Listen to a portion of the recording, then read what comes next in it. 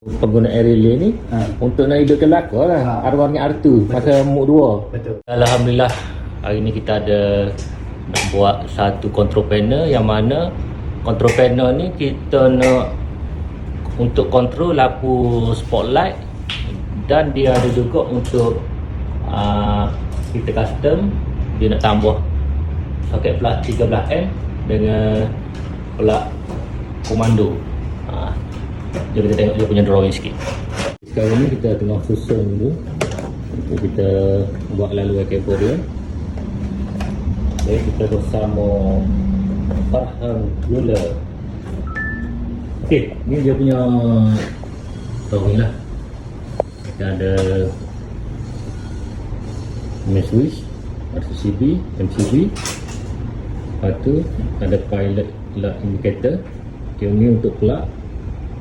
Okay, ini untuk kontrol circuit, dia ada dua kontaktor. Okay, ini untuk bahagian lampu dia, downlight. Yang mana kontaktor satu ada kontrol blue, kontaktor dua ada kontrol red dengan yellow. Okay, ini dia punya sensor circuit, ada power set dengan timer.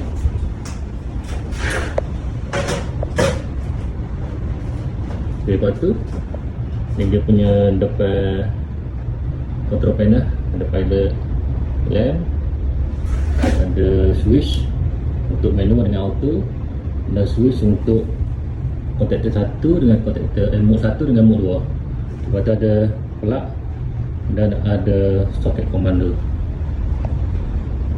Okey, kita tengok mana relay ni nak jalan, okey kan Kalau ni, kalau dia tengok ni relay lah. Itu relay situ. Ni coil dia.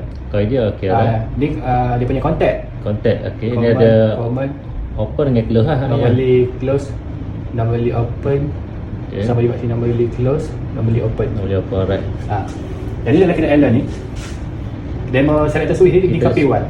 P1 Bila dah select ke P1, P1 maknanya red dengan yellow lah. Apa kan ni? dah maksudnya P1 ni selector switch ni.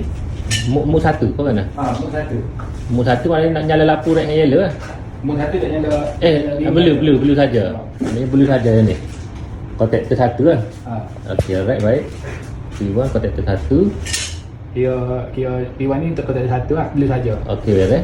Maksudnya kalau dia select P1 mode 1 kat selector tu. Alright. Jadi kalau ikutkan ni litar power ni. Maksudnya ada power ni. Okey.